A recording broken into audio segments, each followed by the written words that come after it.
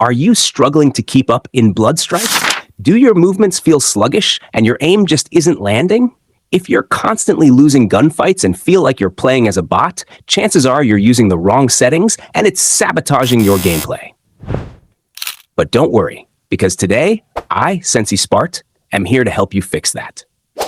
In this video, I'm going to break down the 5 critical settings that are holding you back, explain how to optimize them for peak performance, and if you're a Gyroscope player, I've got an extra tip that'll level up your game instantly. Stick around until the end, and I guarantee that Shutter Island won't be Suffer Island for you anymore. It'll be your personal playground. Let's dive in. First up, we have FOV. All right, gladiators, let me tell you something crucial. Having the wrong FOV can honestly make you play like a bot. Yes, you heard me right. If your FOV settings aren't dialed in just right, you're handicapping yourself and turning into easy prey for your opponents. Trust me, I've seen it happen way too often. Here's the deal. If you've got a low FOV, you're basically giving yourself tunnel vision. Sure, everything in front of you might look bigger and closer, but you're missing out on the action happening around you. You'll be so focused on the small area in front that enemies can easily flank you, and by the time you notice, it's game over. You won't even see them coming, and it'll be too late to react. On the other hand, having a super high FOV sounds great, right? You can see more of the battlefield, spot enemies quicker, and have better overall awareness. But here's the catch. Everything looks smaller. That makes it harder to track targets and land those clean shots, especially in long-range fights. So, if you've cranked your FOV to the max and wonder why your aim is off, now you know. The point is, finding the right balance is key. If your FOV is set wrong, you'll end up missing crucial details or struggling to hit your shots, and you'll start wondering why every gunfight feels like a losing battle. I made a video where I discussed everything about FOV settings, how to optimize them, and how to find your best FOV. You need to check it out if you want to take your game to the next level. Moving on, we've got the ADs to fire button. And let me tell you, if you're still using this, you're a bot. No cap. It's time to make a change. Now, what this button does is aim down sights and shoot at the same time. And I know some of you are probably thinking, hey, that sounds like an advantage, right? Wrong. This button is actually holding your gameplay back in ways you might not even realize. Here's why. In a fast-paced game like Bloodstrike, every millisecond matters. When you're using the ADS to fire button, you're slowing down your reaction time. You have to wait for the aim down sight animation before you can fire, which, in most cases, leads to your defeat. That slight delay can cost you big, especially when going up against players who are already firing at you. And that's not all. It severely limits your movement options. Advanced techniques like jump shots, drop shots, and even quick flicks become much harder to pull off because you're locked into that slow aiming process. This is especially true for snipers. If you've been struggling with sniping, it's probably because this button is forcing you to wait for the aim, throwing off your timing. You'll never see pro players using this button, and here's why. They've mastered the ADS hip-fire combo. This combo gives you way more flexibility. You can pre-aim around corners, shoot using hip-fire in close quarters, and adjust your aim on the fly, all while maintaining full control of your movements. If you're serious about getting better, especially as a sniper, you need to be in full control of when you aim and shoot. It'll make your shots more accurate and your overall gameplay much smoother. So, here's my advice. Open up your control settings, get rid of the ADS to fire button, and trust me, you'll see a massive improvement in no time. All right, gladiators, let's talk about a setting that's seriously underrated, especially by newer players.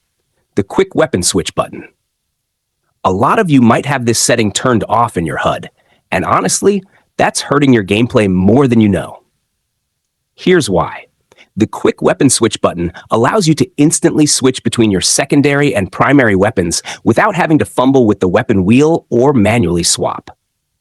This is a game changer in those intense moments when you run out of ammo or need to react quickly in a gunfight. Imagine this. You're in a close quarters battle. Your primary weapon runs out of ammo, and instead of wasting time reloading, you instantly switch to your secondary weapon, take down your opponent, and come out on top. That's the kind of speed this setting gives you. When this button is active, you'll be able to react faster, switch weapons more efficiently, and win more of those crucial fights. So if you haven't already, head into your settings, turn on the quick weapon switch button, and trust me, you'll notice the difference immediately. This one simple change can take your gameplay to the next level. Let's talk about another super important setting, hit feedback. Have you ever been hit by an enemy's bullet and had no idea where it came from? Yeah, we've all been there. But that's exactly where 3D feedback comes in to save the day. So what does it do?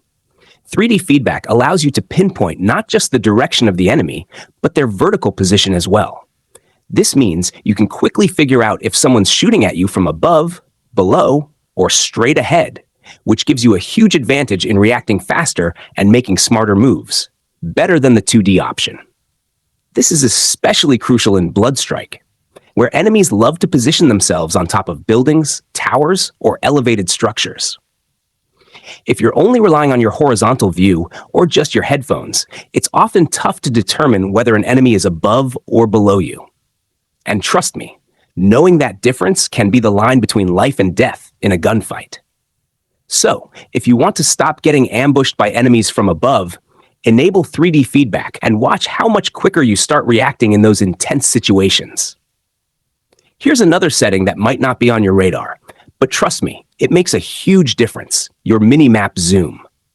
Head over to the gameplay section and look for something called Battle Info. You'll find the Minimap setting, which is usually set around 60 by default. But here's my tip. Set it to the lowest possible value. Why? When you lower the zoom, you get to see a much wider area of the battlefield. This is a game changer, especially when you're using UAVs or trying to coordinate with your squad. A wider view means you can locate enemies quicker, plan your moves better, and stay ahead of the game. If your minimap is zoomed in too much, you're missing out on valuable information. Enemies could be right around the corner, but if they're outside your zoomed-in view, you won't know until it's too late. By lowering the zoom, you ensure that you're getting the full picture, giving you the upper hand in locating enemies and tracking movements across the map. So go into your settings, adjust that minimap zoom to the lowest, and thank me later when you're catching those enemies before they even know what hit them. All right, gladiators, I've saved one last tip for my fellow Gyroscope users. Let's talk about the dead zone. This setting in Bloodstrike Mobile is absolutely crucial if you rely on the gyroscope to aim and control your movements. So, what exactly is the dead zone? It controls how sensitive your gyroscope is to small movements. If you have a smaller dead zone, your phone will respond to even the slightest tilt, which is great for fast flick shots and quick reactions. On the flip side, if you set a larger dead zone, minor movements will be ignored, giving you more control and stability, especially useful when you're sniping or aiming for those long-range shots. Now, this is where things get personal. The dead zone is all about finding the right balance for your playstyle. Are you the kind of player who loves fast reflexes, constantly moving and reacting on the fly? Or do you prefer precision, steady aim, and picking your shots carefully? Adjust your dead zone accordingly to match how you play. Personally, I'd recommend keeping your dead zone range between 55 and 65. This range gives you a solid mix of both accuracy and fluid movement. But hey, everyone's different, so take the time to experiment and find the setting that works best for you. Dial in that perfect balance, and you'll see your gyroscope control smooth out in no time.